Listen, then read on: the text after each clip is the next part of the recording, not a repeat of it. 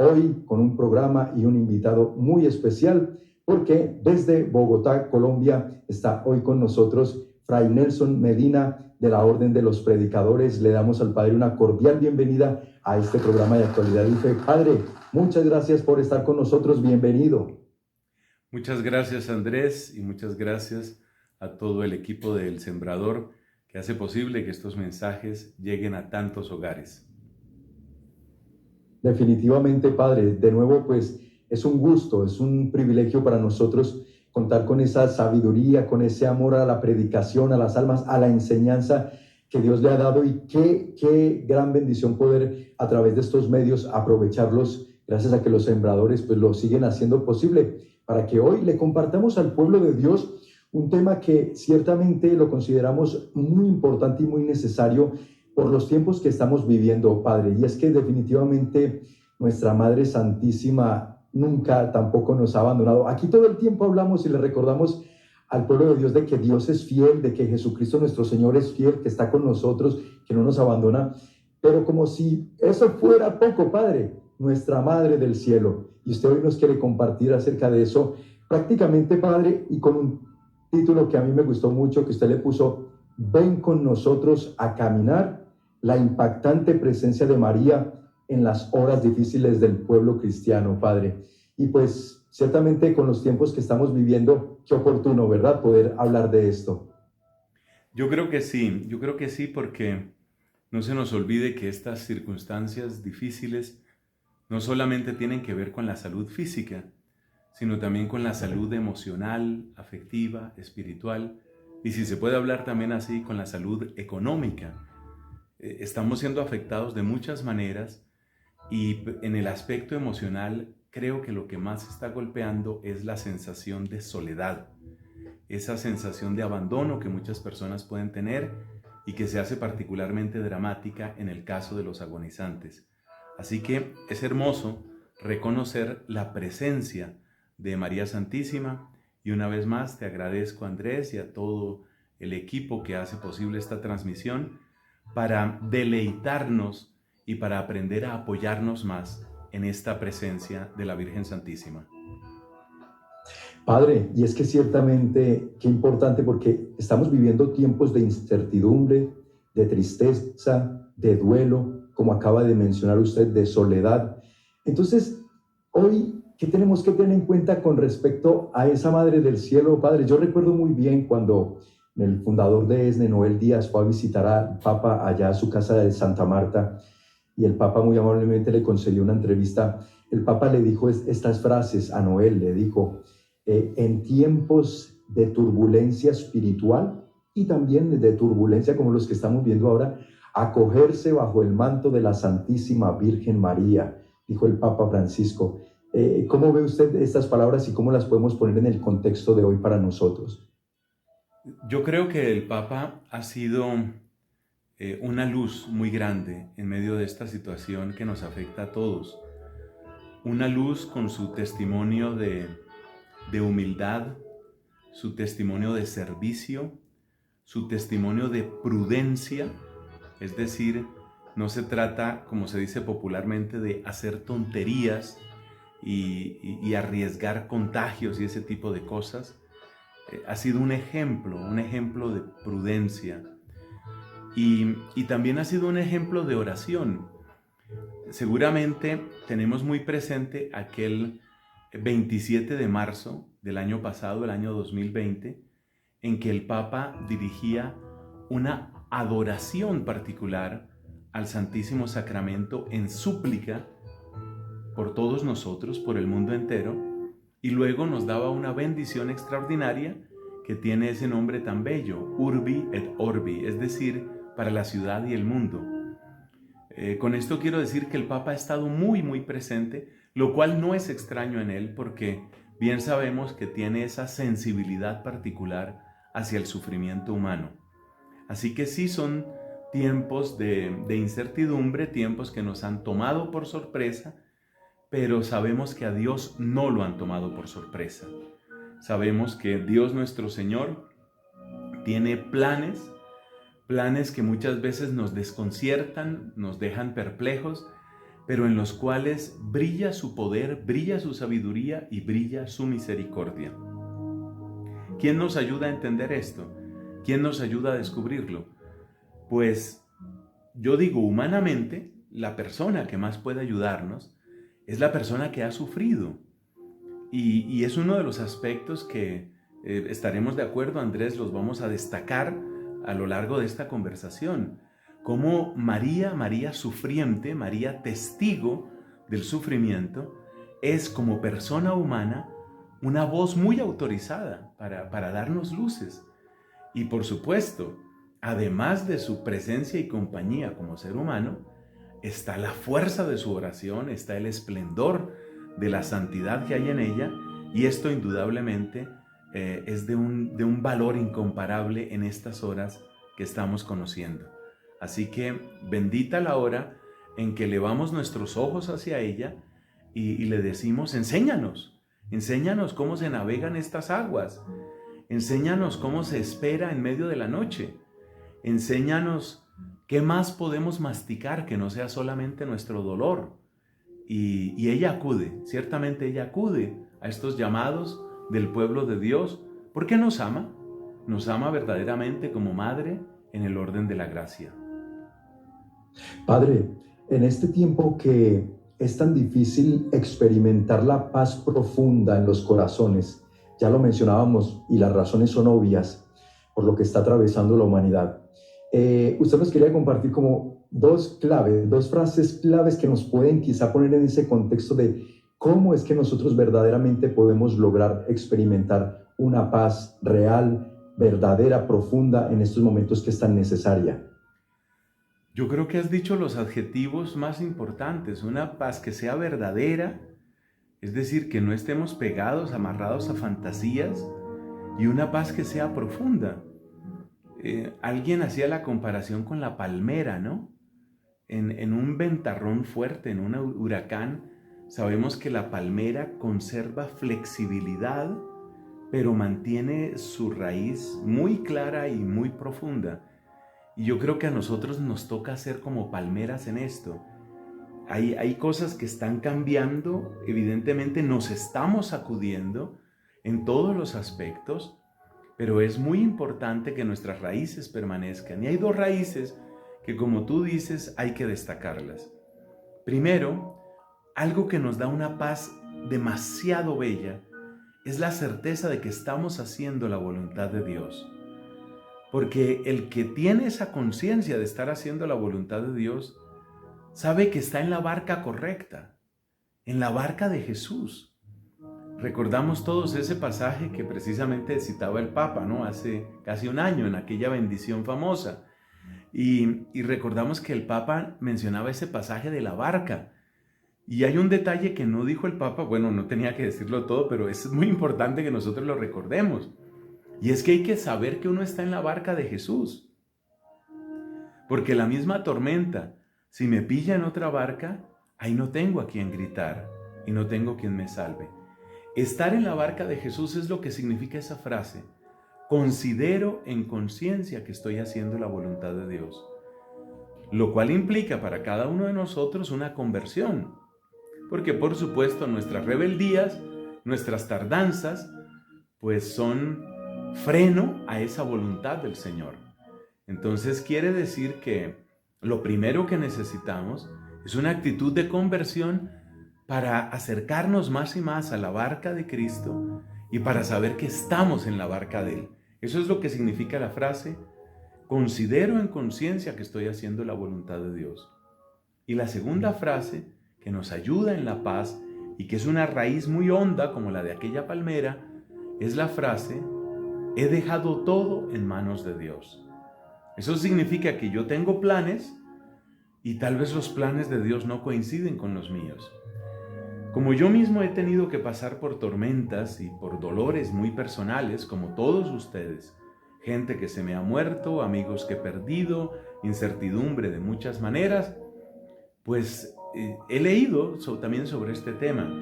Y me gustó mucho lo que decía un psicólogo, decía, cuando tenemos ansiedad, que es uno de los sentimientos más frecuentes, una de las emociones más frecuentes en estas circunstancias, Decía, la raíz principal de la ansiedad está en que uno está tratando de forzar que de todas maneras suceda algo.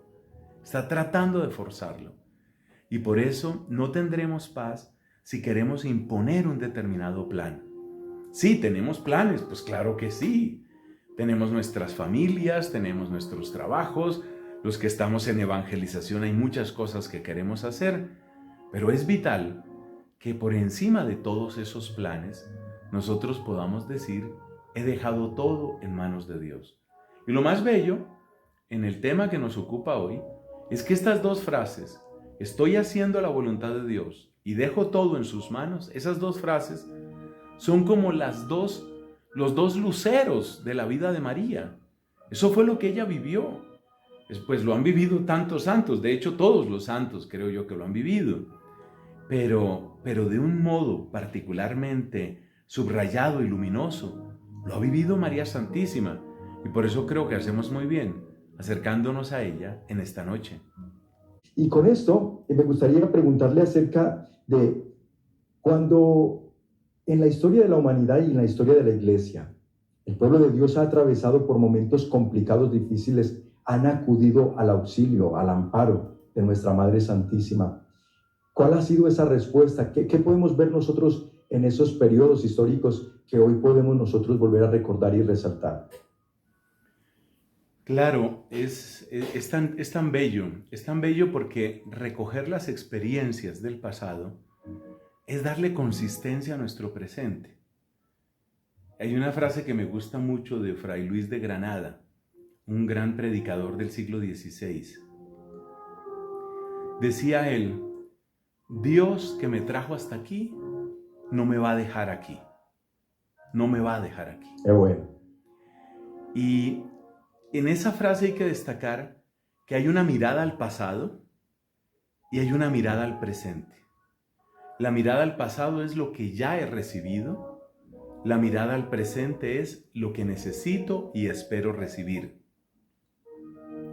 Eso se cumple de un modo muy singular en María Santísima. Recordemos que María no es alguien que nosotros nos apropiamos, es alguien que Cristo nos dio. Nos dice el Evangelio de Juan, aquella palabra de Cristo al discípulo amado, ahí tienes a tu madre. No me lo invento yo, lo dice la palabra de Dios. Ahí tienes a tu madre. ¿Eso qué quiere decir?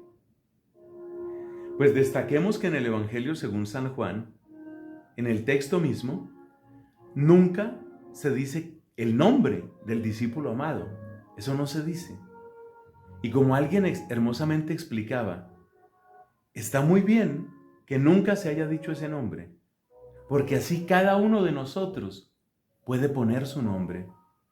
Cada uno puede y está llamado a ser discípulo amado de Jesús. Y por eso también cada uno de nosotros tiene la posibilidad hermosa de hacer suyas las palabras de Cristo y entonces recibir a María como ese regalo. Obrando así, estamos obedeciendo a la palabra de Dios. Y hay mucha gente que ha obedecido a la palabra de Dios. Por eso hay tantas advocaciones que hablan de cómo María se hace presente y cómo ayuda. Recordemos, porque es emperatriz de las Américas, a Nuestra Señora de Guadalupe. ¿Cómo me ha impactado a mí en mi labor misionera pasar desde el sur de Chile, por ejemplo en la ciudad de Concepción, hasta el norte de Canadá, por ejemplo en la ciudad de Edmonton? Y por todas partes, la sonrisa de la guadalupana. Y por todas partes ella diciéndole al pueblo lo que le dijo a Juan Diego: ¿no estoy yo aquí que soy tu madre?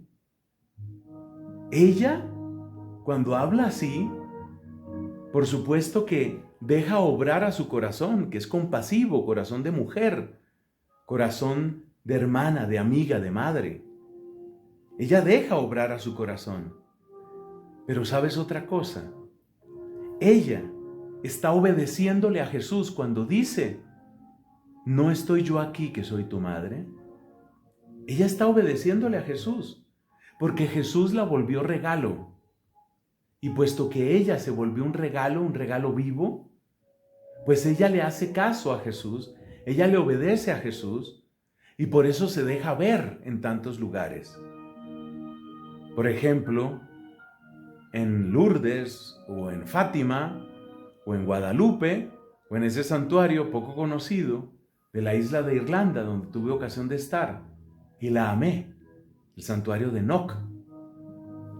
Pero hay otras advocaciones. Una muy antigua en Roma es la advocación que se llama como salud del pueblo romano. Muchas veces se recuerda con su expresión en inglés, iba a decir en latín, salus populi Romani. El pueblo de Roma encontró en María salud. Recordemos que la palabra salus en latín es una palabra que va junto a salvación. Tener salud y tener salvación se dicen de modo equivalente en latín. Entonces el pueblo encontró de quién asirse, a qué regazo correr, cuáles brazos eran de fiar. Eso lo encontró el pueblo romano en ella. Recordemos a Juan Bosco, cuya fiesta fue hace poco. Cómo San Juan Bosco tiene esa frase tan bella. Confiad, dice él, en María Auxiliadora. Ese es el apelativo que a él más le gustaba. Confiad en María Auxiliadora y veréis lo que son milagros. Y él no lo decía eso porque sí. Él lo decía porque lo había experimentado, porque lo había visto. Y tantas otras advocaciones. En todas partes la gente va a María con una gran confianza. Y ella, que sabe de necesidad, que sabe de miseria, que sabe de enfermedad, que sabe de soledad, es que realmente es difícil pensar en alguna necesidad humana que María no la haya conocido de cerca, en su propia carne y familia, o en tantas personas amadas de ella. Entonces, ya se trata de necesidades particulares, comunitarias, nacionales. Hay un amor de hijos, un amor filial, que se extiende por los siglos y por las culturas, y que se nota en todas partes. Si hay algo que me hace sentir gratitud hacia el Señor, es la posibilidad que me ha dado en el servicio misionero de ver esto así. En la población de Kaohsiung, en el sur de la isla de Taiwán, ¿qué crees que sintió mi corazón?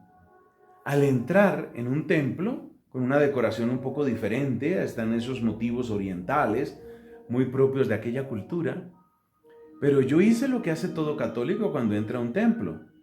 En primer lugar, aquí donde está el Santísimo, y en segundo lugar, ¿dónde está ella? Y verla ahí,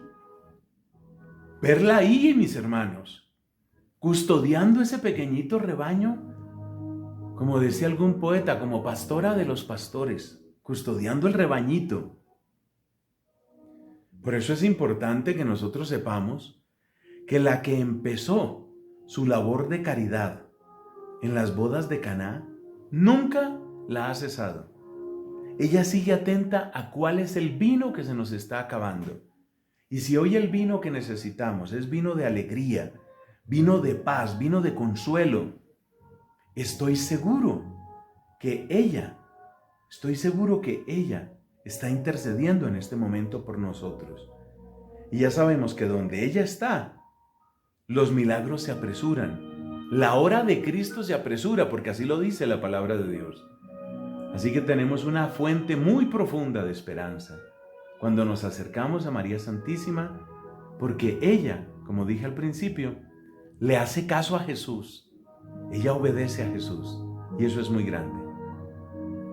¿De dónde brotará entonces, Padre? ¿De dónde considera usted que brota de nosotros esa esperanza en el auxilio de nuestra Madre? ¿De dónde sale ese origen de que el ser humano entendamos y sepamos que de ella podemos ser comprendidos, podemos ser auxiliados y ayudados. El Evangelio, Andrés, muy querido, el Evangelio es tan real, el Evangelio es tan humano, es divino, ¿no?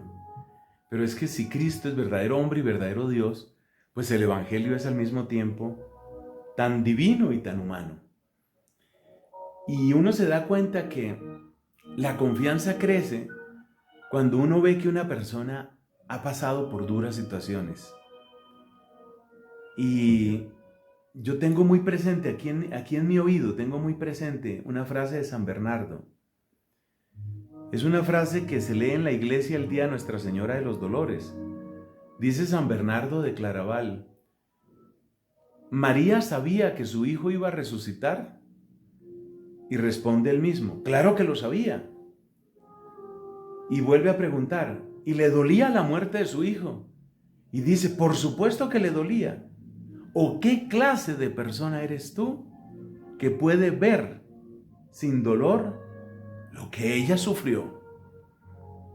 Entonces, una persona que pasó por la noche más densa, por el dolor más acerbo,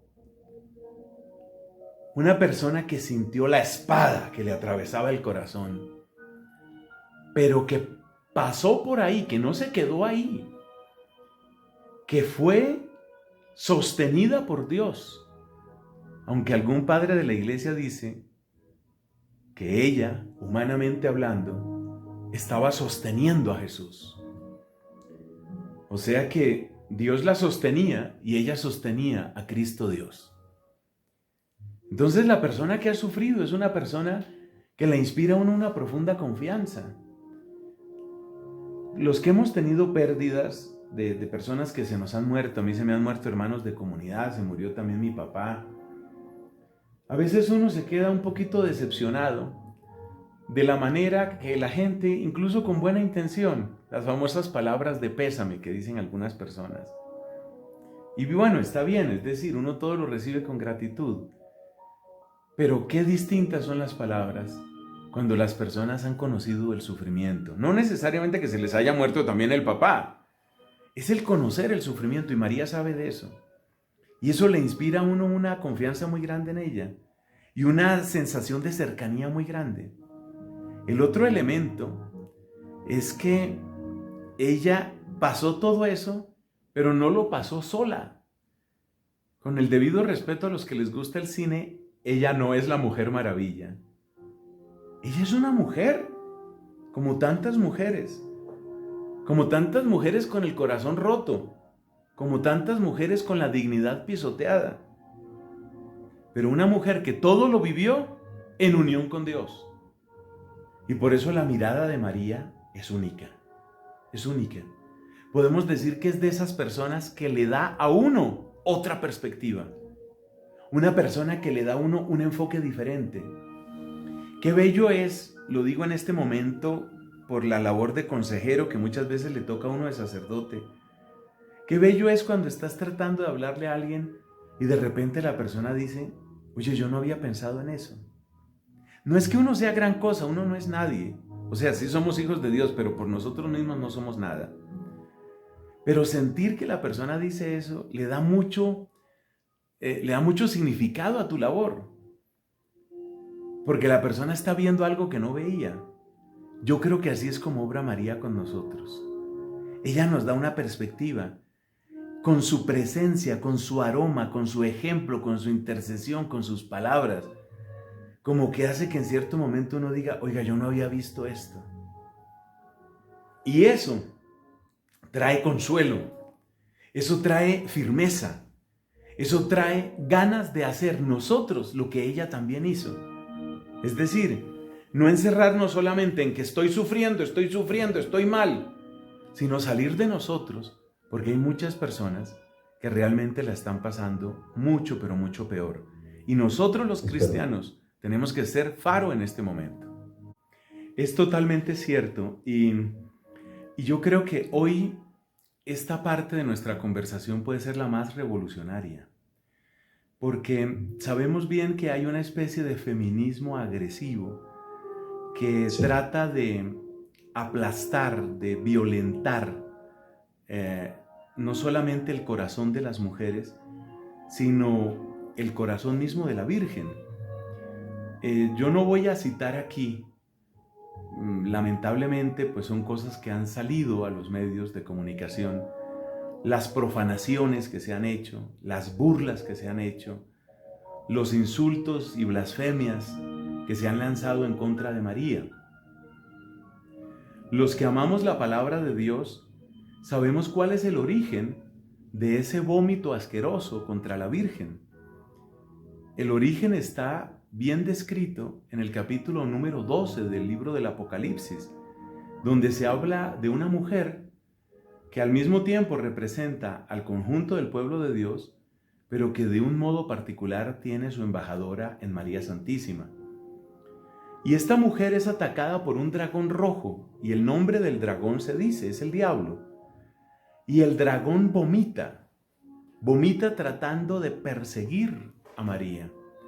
Cuando vemos las blasfemias, cuando vemos los insultos, los sacrilegios, las burlas contra la fe católica, pero muy especialmente en contra de la Virgen o en contra de lo que María representa, yo creo que es muy claro que se está cumpliendo ese texto del Apocalipsis. Se trata del asqueroso vómito del enemigo que trata de alguna manera de vengarse, porque sucede que María Santísima es la victoria más grande de Dios. Y el tema que realmente lo colma uno de asombro es que la victoria más grande de Dios se dio en la naturaleza más baja en términos espirituales. Porque todo lo que Dios creó tiene la naturaleza material o tiene naturaleza espiritual.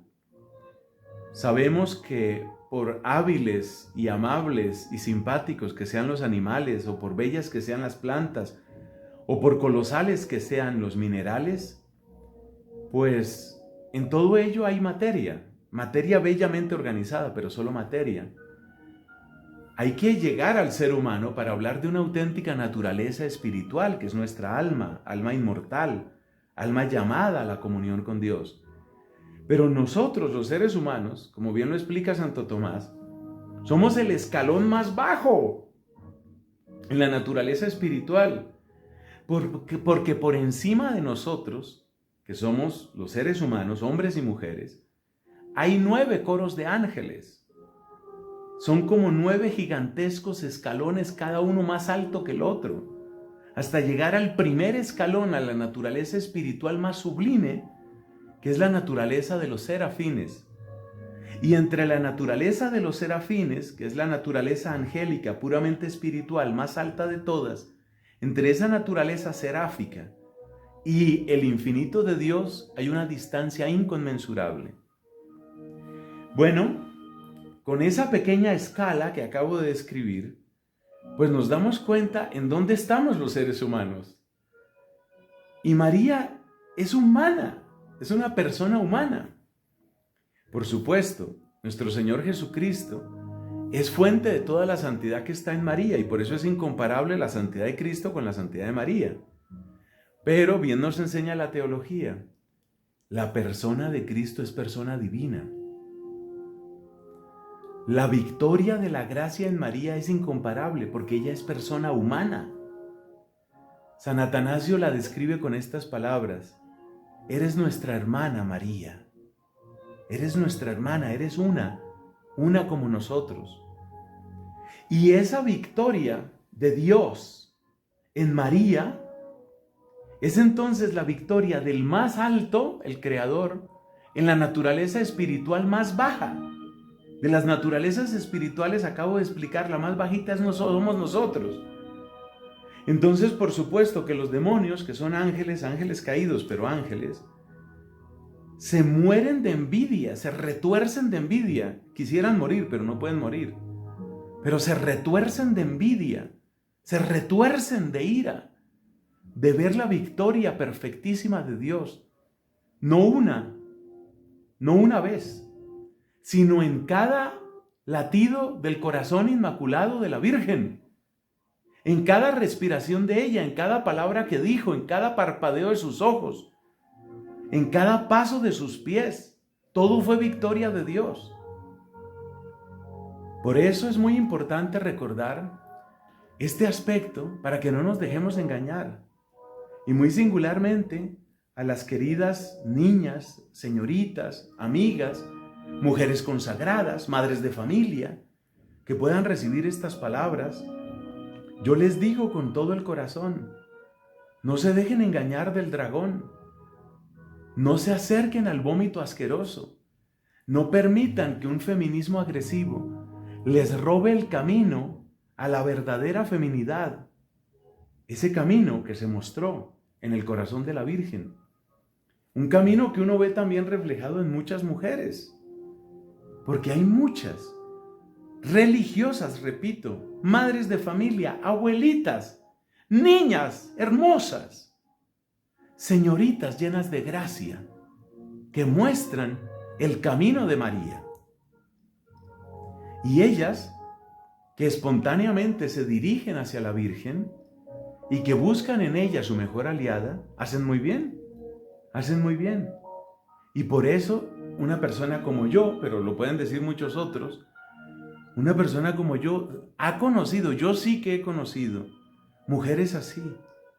Mujeres que con su valentía, con su generosidad, con su bondad, con su suavidad que no es cobardía, con su dulzura que no es complicidad.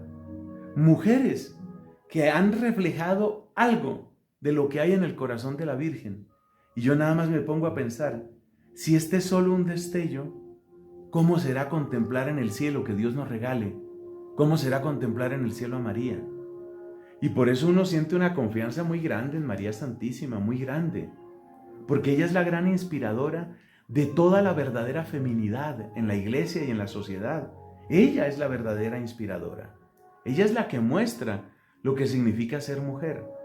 Pero a todos nos muestra también lo que significa ser discípulos. Porque ella lo que quiere es que nosotros seamos discípulos. La palabra con la que se despidió la Virgen de la Biblia, es decir, porque ya no volvió a hablar, ya sigue hablando solamente la santidad de su corazón y de su vida. Pero la última palabra pronunciada por ella en la Biblia es: haced lo que Él os diga.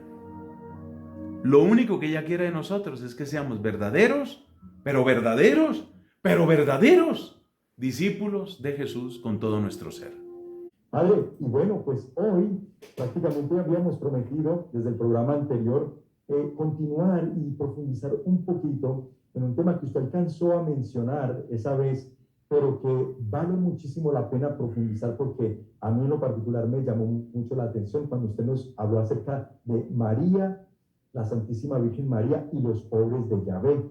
Y pues nos gustaría precisamente que hoy nos adentrara en ese tema, explicándonos, por ejemplo, Padre, para comenzar, cómo debemos entender nosotros quiénes son los pobres de Yahvé, de dónde sale esto y para nosotros cómo nos sirve meditar en ello. Muchas gracias, Andrés. Hay que tener en cuenta que la Biblia nos cuenta un relato, nos cuenta una historia. Hoy se habla mucho, y es un término muy feliz, se habla de historia de salvación. La Biblia nos presenta una historia de salvación. Por supuesto, la palabra historia está indicando que hay un recorrido, hay un camino. Y el Antiguo Testamento en particular nos muestra ese camino en la persona de Abraham primero y luego en la persona de los patriarcas, Moisés, la salida de Egipto, cruzar el desierto, llegar a la tierra prometida, el tiempo de Josué. Es un recorrido, es todo un recorrido. Podemos decir que es la historia del pueblo de Dios, que es la expresión que utiliza el Concilio Vaticano II. Y esa historia del pueblo de Dios nos interesa no solamente porque son como nuestros abuelos en la fe, sino porque también nos muestran el camino que Dios hace con nosotros. De alguna manera, lo que hizo con ellos es enseñanza de lo que Dios hace también con nosotros. Lo dice expresamente la carta a los Hebreos. lo que les sucedió a ellos fue como una figura de lo que venía para nosotros. Bueno, partimos de esa base. Ahora bien, en ese camino, en ese caminar con Dios, hay descubrimientos que uno va haciendo. Y así como nosotros los vamos haciendo en nuestra propia vida espiritual, así también el pueblo de Israel, iluminado por la gracia del Espíritu Santo, a través del ministerio de los profetas, fue haciendo esta clase de descubrimientos.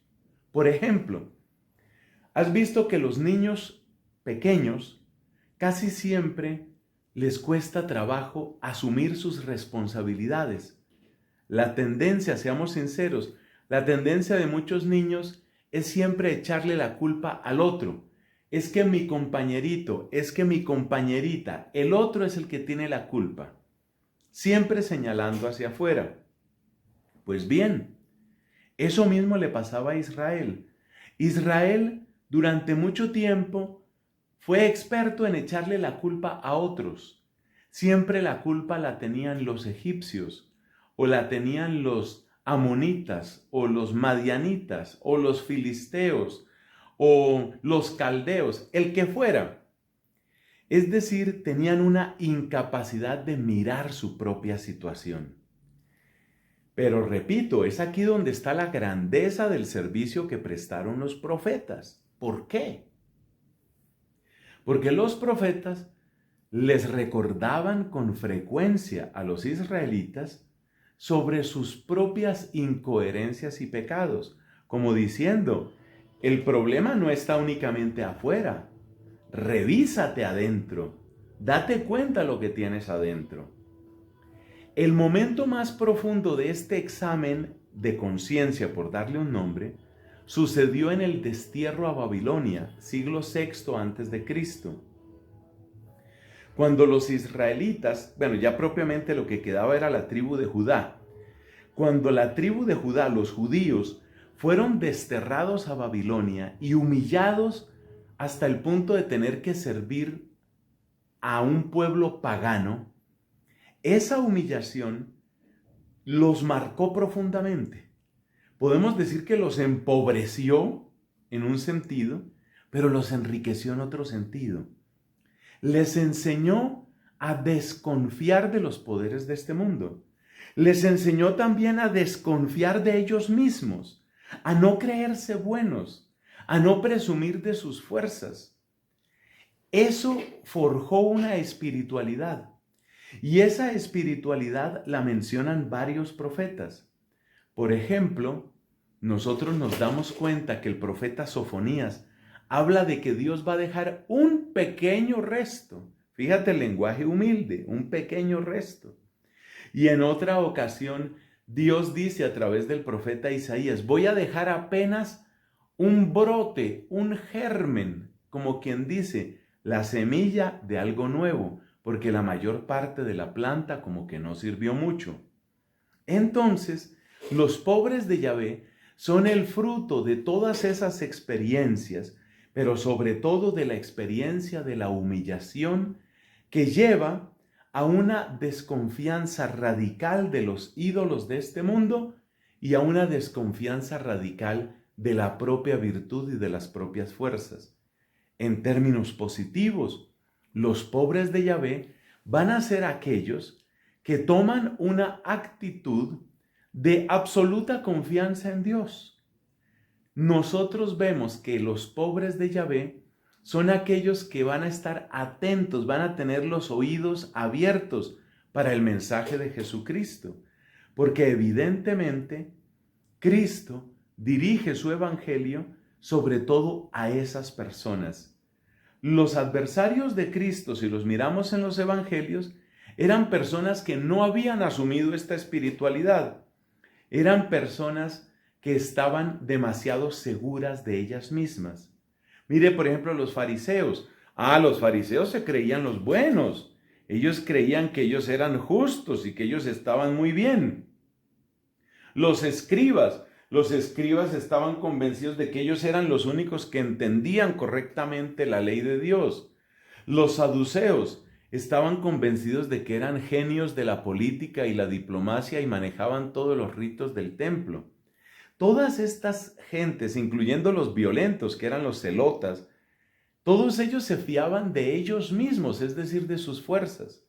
Pero los pobres de Yahvé son aquellos que no se fían de sí mismos porque han aprendido bien las lecciones que aparecen en el Antiguo Testamento.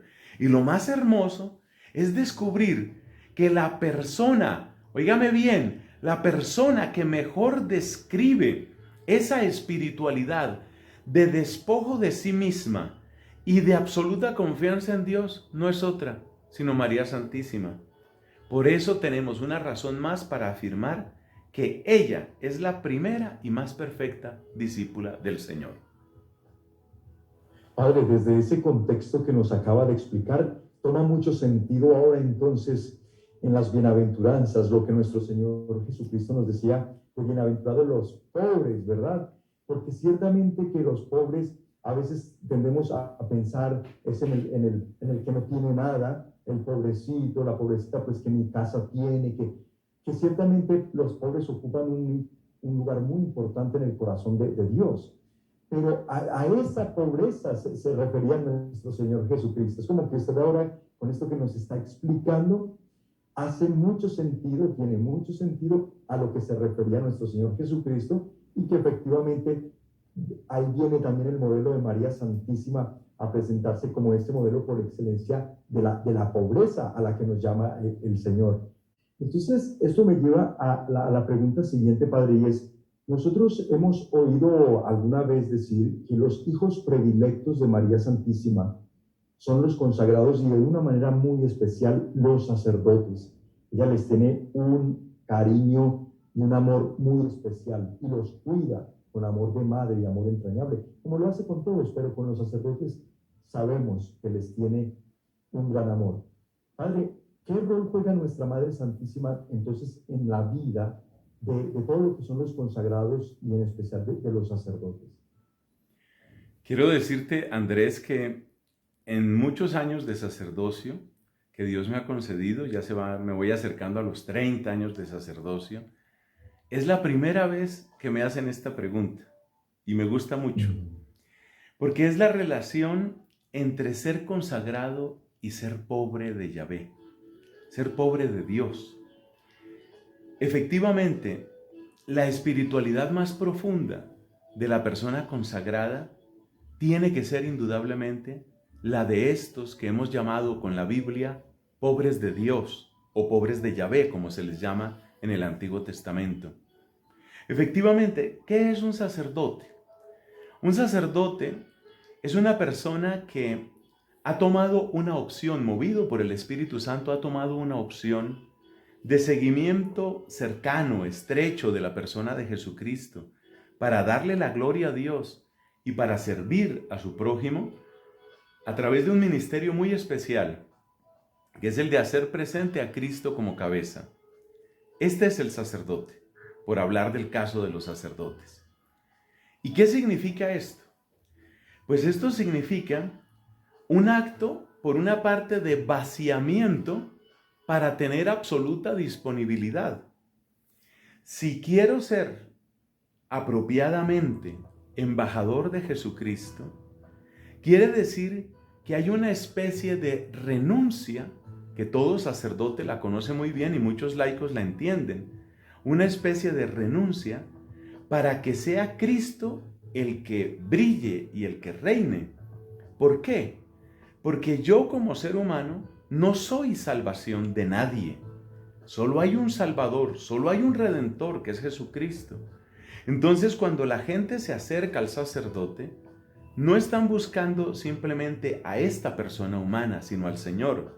Y por eso, cuanto más perfecto sea el despojo, el desprendimiento, el vaciamiento del sacerdote, para que en él reine Cristo, como dijo San Pablo, ya no vivo yo, es Cristo quien vive en mí. Cuanto más perfecto sea ello, mejor va a ser su ministerio y, entre otras cosas, mayor será la paz que experimente el mismo sacerdote. Porque en la medida en que nosotros, sacerdotes, no le damos ese pleno espacio a Cristo, vamos a tener mucho conflicto interior. Continuamente nuestro ego, el mundo, nuestra carne, el demonio, va a estar jalando en una dirección opuesta a la del Señor. ¿Todo esto qué significa? Que la mejor espiritualidad para el sacerdote, y inmediatamente uno se da cuenta, es lo mismo para la persona consagrada, una religiosa, una virgen consagrada, un misionero, una misionera. La mejor espiritualidad es la de estos pobres que precisamente no se fían ni se apoyan en los poderes de este mundo y sí quieren abrazar el proyecto de Cristo, la gloria de Cristo, el evangelio de Cristo. Es una tarea. Yo no digo que yo lo haya alcanzado. No, yo estoy en camino. El Señor ha hecho obras en mí. Yo lo reconozco y tengo que darle la gloria. Todo esto que indica que María no tiene su corazón dividido. No es que por un lado esté amando a los pobres de Yahvé y por otro lado esté amando a los sacerdotes, sino que de alguna manera estos dos amores se funden, porque en Cristo estuvieron fundidos. No hay nadie que haya llegado a ese abajamiento que la Biblia llama técnicamente kenosis, ese abajamiento que aparece por ejemplo en Filipenses capítulo 2. Nadie como Cristo, es decir, Él es el verdadero siervo de Yahvé, que fue el primer título cristológico que le dio el Nuevo Testamento. Él es el verdadero pobre y Él es el verdadero sacerdote y Él es el verdadero ungido. De manera que en María no hay división en el corazón. Ella nos ama a los consagrados de un modo muy tierno y muy especial, y con su amor, ¿qué quiere? Que nosotros avancemos en esa senda de la verdadera bienaventuranza, de la verdadera pobreza que consiste en lo que ya hemos explicado, para que seamos verdaderos testigos de Cristo y verdaderos servidores del reino de Dios. Padre, y con esto entonces entendemos que María es esa maestra de todas las vocaciones, ¿verdad? Correcto, correcto. El ejemplo que he dado es el de los sacerdotes, pero cuando uno empieza a mirar a la Virgen, se da cuenta que toda vida cristiana tiene una conexión profunda con ella. Es fácil de ver, en primer lugar, en el caso de las mujeres. Una mujer que es mamá, ¿cómo no va a conectar con María Santísima, con lo que ella vivió, sufrió, con las alegrías que tuvo, con ese amor tan peculiar que tienen las mamás, que llega un momento en el que les alegra más lo que le suceda al hijo que lo que le suceda a ellas mismas? Esa es María. Es verdad. Una persona consagrada, digamos una religiosa, que desde su juventud se ha entregado al Señor en cuerpo y alma, que guarda con cariño, con celo y con humildad el don de su virginidad física y espiritual.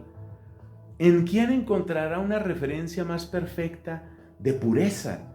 Una referencia más perfecta de lo que es una vida gozosamente dada a Dios. Por eso nos decía el Papa Francisco, que son palabras que yo me repito con frecuencia. Decía él, cuando pienso en los religiosos, pienso en la alegría del Evangelio. Que eso es lo propio nuestro, y muy especialmente de la mujer consagrada. Y así podemos recorrer otras vidas. A veces uno piensa que uno como hombre le queda un poco más difícil conectar con la Santísima Virgen. Pero lo que a mí más me ha ayudado, pues aparte de lo que ya decíamos de ser sacerdote por misericordia de Dios, lo que a mí más me ha ayudado es el descubrir en ella una verdadera discípula.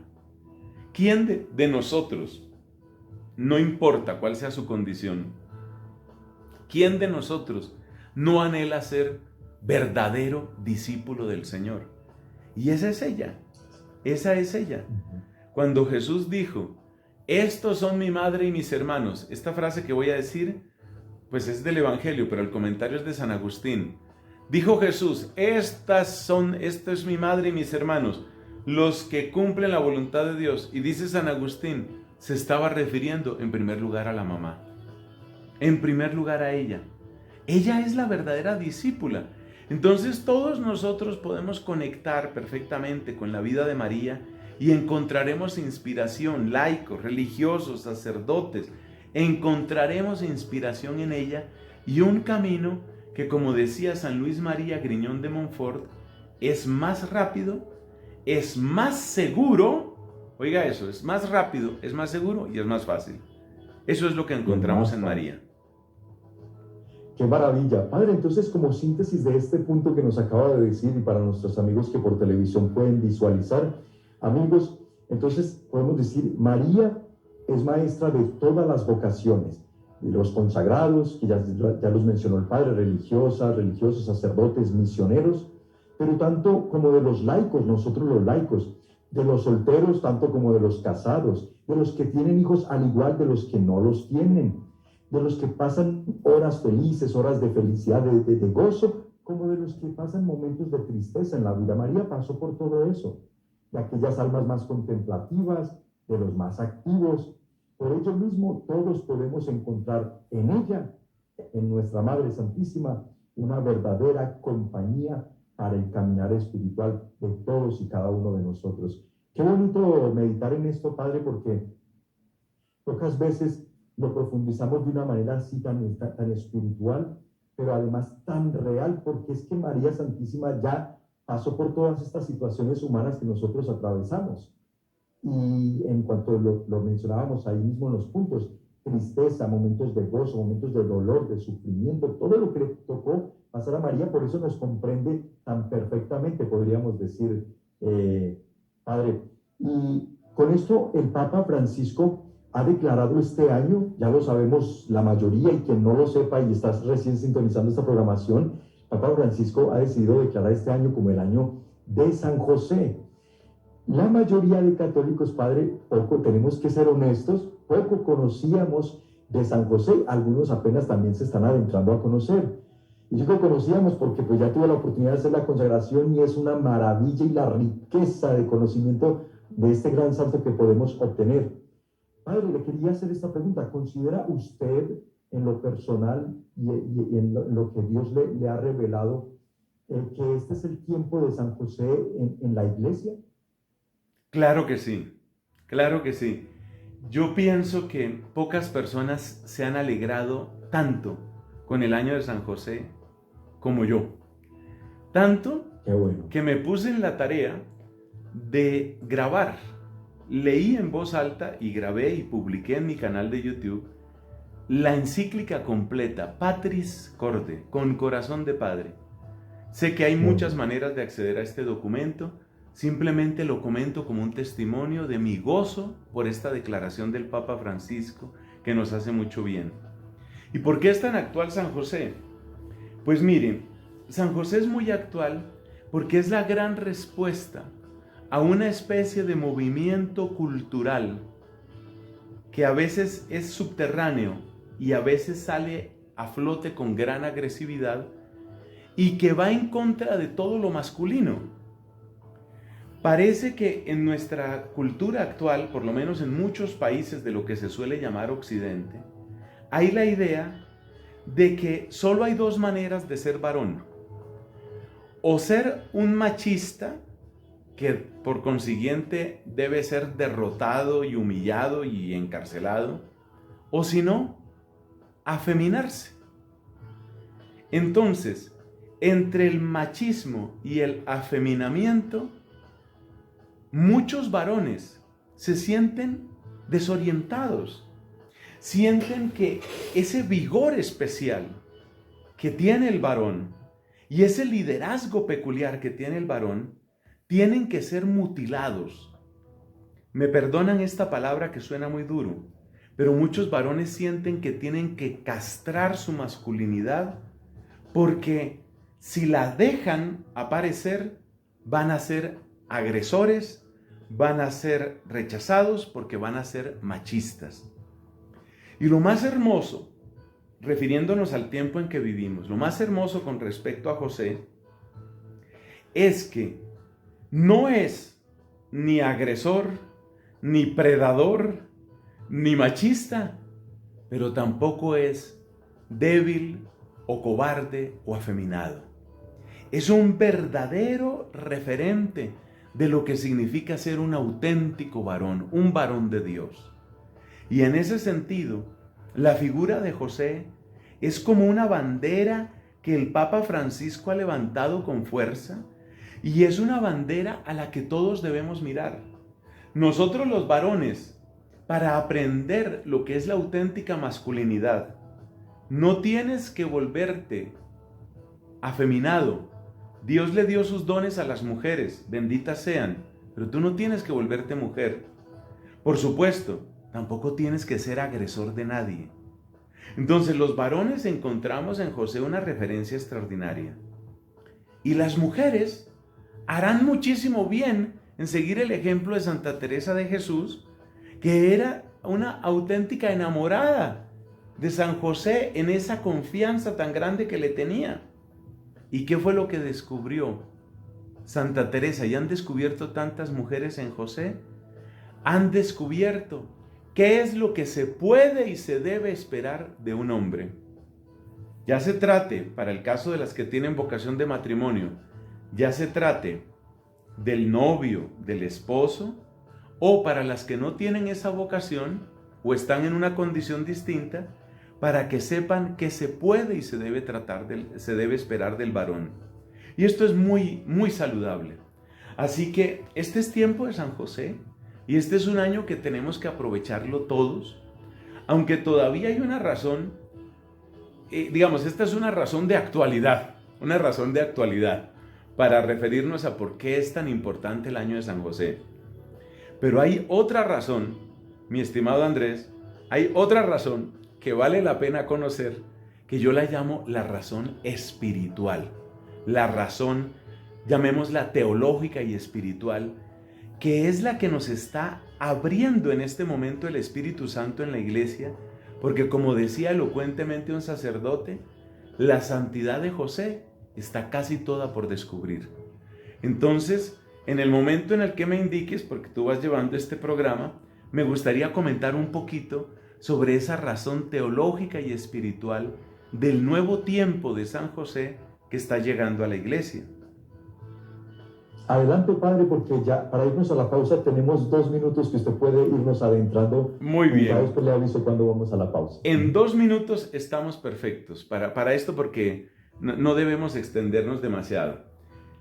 Resulta que según la Biblia es perfectamente claro que el varón está llamado a ser cabeza en la iglesia, cabeza en la familia, que es iglesia doméstica. Ese ser cabeza no es ser tirano, por supuesto que no. Eso lo explica muy bien San Pablo en Efesios capítulo 5. Pero el varón está llamado a ser cabeza.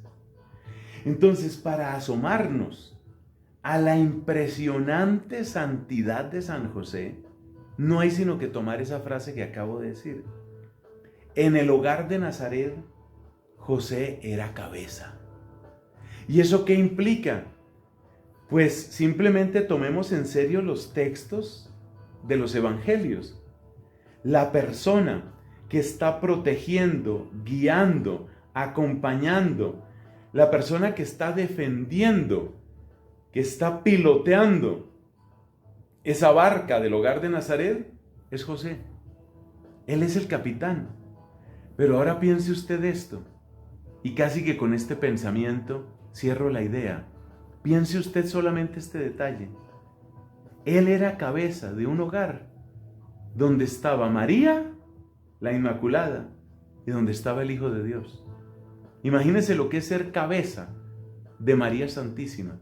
Imagínese lo que es ser cabeza, referencia de padre, o como lo llama el Papa Francisco, padre en la sombra, ser referencia de padre para el mismo Hijo de Dios. Por eso, subrayo, la santidad de José está casi toda por descubrir, y bienaventurados los que aprovechan este año para reflexionar particularmente en esto y descubrir la hermosísima relación entre San José y la bienaventurada Virgen María. De verdad que es un tesoro profundísimo que, bendito sea Dios, y que pues ha inspirado al Santo Padre para que este año precisamente lo declarara como el año de San José, que por cierto, amigos, recuerden, patrono de la Santa Madre Iglesia Católica y por supuesto también patrono del buen morir, para que con ello nosotros tengamos en él un auxilio más del cielo. Pero lo vamos a ir descubriendo, Padre, Fray Nelson Medina nos va a ir también, con el favor de Dios, ir enseñando muchas cosas más. Yo sé que aparte de este gran santo, pero hoy en este contexto del que estamos hablando, fíjense ustedes muy bien, amigos, los ojos de Yahvé, ¿qué significan? ¿Qué rol juega nuestra Madre Santísima? Y también qué rol viene a formar en todo este plan de salvación de Dios también el gloriosísimo San José. Yo creo que es bueno recordar un rasgo muy original que tiene el escrito del Papa Francisco. Les recuerdo la encíclica, se llama Patris Corde, con corazón de padre, traduce esa expresión latina.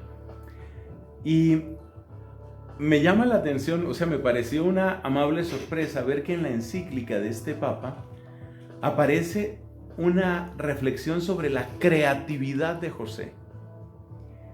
La palabra creatividad o el adjetivo creativo no es algo que haya tenido mucho uso en el magisterio pontificio. Que yo me acuerde, es la primera vez que un papa nos habla de la creatividad de un santo.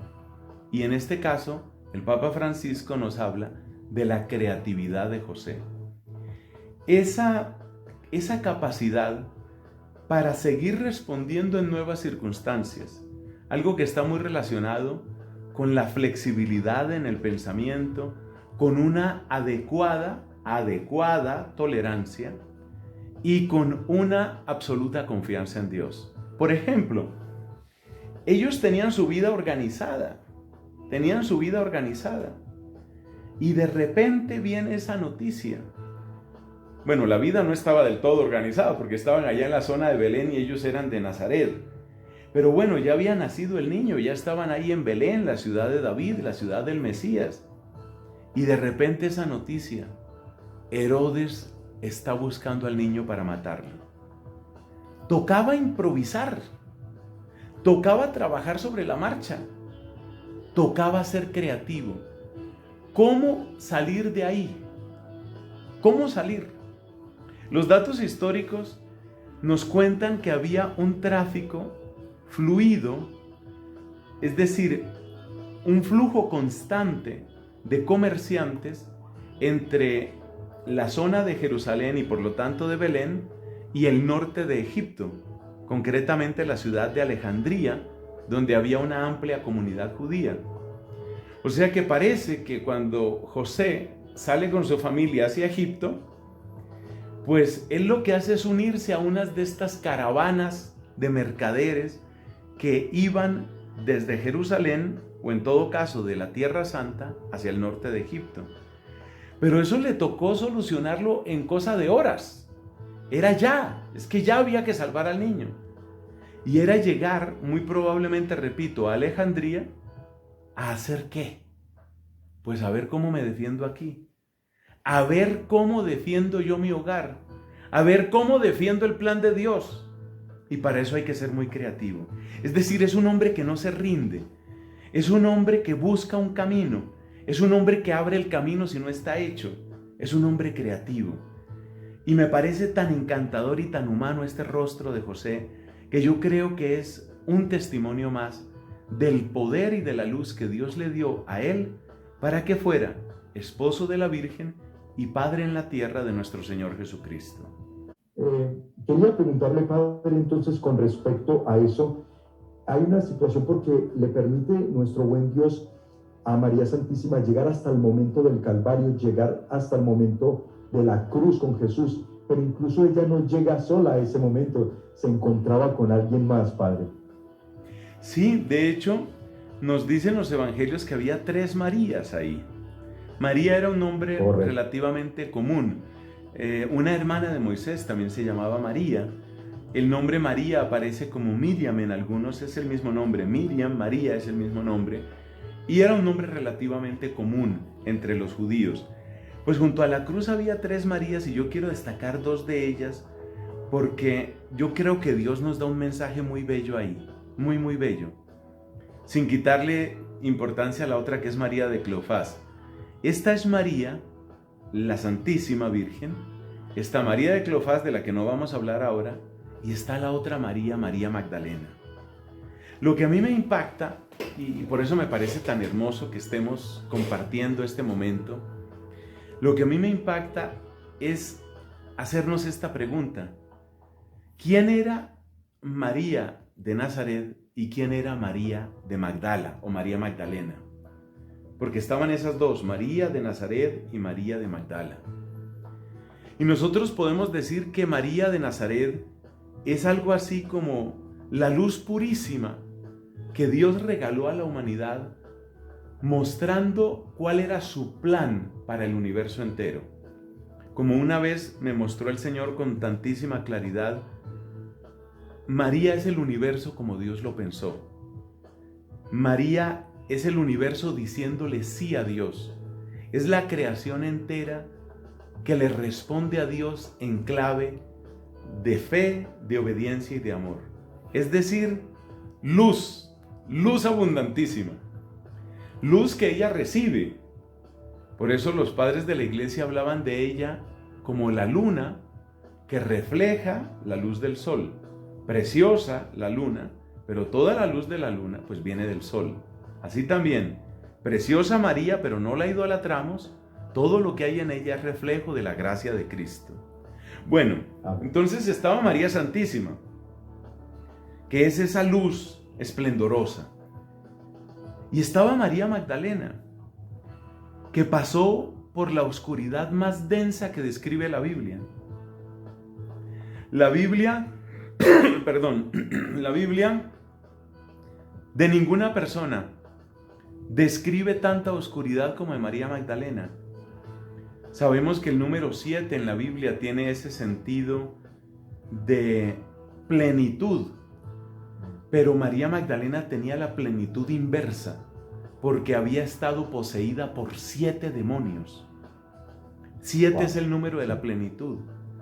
Entonces, María de Nazaret, luz esplendorosa. María Magdalena, oscuridad densa, pero oscuridad rescatada, alma rescatada. Entonces, en estas dos Marías, en María la Inmaculada y María Magdalena, aparece lo que es la obra de la redención. Como dice hermosamente el lema de una comunidad de religiosas, Dios a unos los salva levantándolos y a otros no dejándolos caer. Y María Magdalena es el ejemplo más impresionante, o por usar una palabra más juvenil, es el ejemplo más espectacular del amor de Dios levantando a una persona desde lo profundo de las tinieblas en que estaba.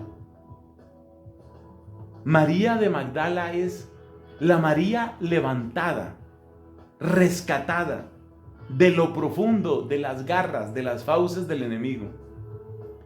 Y María de Nazaret es María la que ha sido sostenida, la que recibió de Dios la gracia de no caer. Y cada uno de nosotros tiene un poquito de María de Nazaret, aunque le parezca extraño a alguien que esté oyendo. Tú también tienes un poquito de María de Nazaret, y tú también tienes un poquito de María de Magdala, y yo también, y todos. ¿Por qué tenemos un poquito de María de Nazaret? Porque siempre en nuestros corazones hay algo que todavía se mantiene limpio. Ninguno de nosotros ha cometido todos los pecados y Dios nos libre, claro está. En nosotros hay una chispa limpia, pero en nosotros también, precisamente porque reconocemos que somos pecadores, hay salpicadura de las tinieblas. Entonces, si en nosotros ha habido un poquito de María de Nazaret y un poquito o un mucho de María de Magdala, situémonos como este par de mujeres frente a Cristo para decirle a nuestro Señor Jesucristo: de ti necesito para que no me dejes caer en lo que he caído, y de ti necesito para que me levantes de donde sí he caído. Y por eso, en estas dos mujeres, ahí juntas, ahí bebiendo de los tesoros del amor de Cristo, en estas dos mujeres está la obra de la redención perfectamente retratada. Dios que por una parte nos sostiene y por otra parte nos levanta. Y en nuestras vidas eso necesitamos. Que el bien que hayamos hecho se haga firme por gracia de Dios. Y que el mal que lamentablemente hemos cometido sea borrado y superado por gracia de Dios. Porque gracia de Dios es que no caigamos y gracia de Dios es que nos levantemos. Amén. Siempre es un deleite escucharle, Fray Nelson, y damos gracias infinitas a nuestro buen Dios por este tiempo que nos concede tenerlo aquí en nuestra programación de ESNE, particularmente en el programa de Actualidad y Fe. Le pedimos a nuestro buen Dios que muy pronto lo podamos volver a tener con nosotros para que sigamos meditando en estas profundidades de nuestra maravillosa fe católica y todo el amor que Dios nos tiene. Fray Nelson, cuéntenos dónde lo pueden visitar, su canal de YouTube, sus redes, para que se sigan también alimentando espiritualmente de todo lo que usted provee a través de estos medios. Gracias, Andrés. La palabra por la que me pueden encontrar en todas partes es Fray Nelson, así como si fuera el nombre, o sea, todo pegado, Fray Nelson con Y. Así se llama mi canal de YouTube. Tú entras a YouTube y pones Fray Nelson y ahí encuentras el canal de este servidor. En Instagram, en Twitter, en Facebook me vas a encontrar así. Y realmente nos hermana, nos une con el Sembrador y con otras obras preciosas de nuestra Iglesia Católica. Nos une solamente un deseo: que Cristo sea más conocido, mejor recibido, más amado y mucho más obedecido. Eso es lo que nos une. Así que en eso estamos caminando. Excelente, amigos, ahí está la invitación y por supuesto también a que tengan apuntadito ese nombre, Fray Nelson, para que oren por él, también oremos por él, ofrezcamos nuestros rosarios, porque es un sacerdote de Dios muy activo y él sabe y él reconoce que también pues les agradece sus oraciones. Padre, nos queremos quedar con su bendición si es tan amable. Claro que sí, para ti, para todos los que han escuchado o visto este mensaje y para todo ese equipo maravilloso y generoso del Sembrador. El Señor esté con ustedes. Y con su espíritu. La bendición de Dios, Padre, Hijo y Espíritu Santo, descienda y permanezca para siempre. Amén.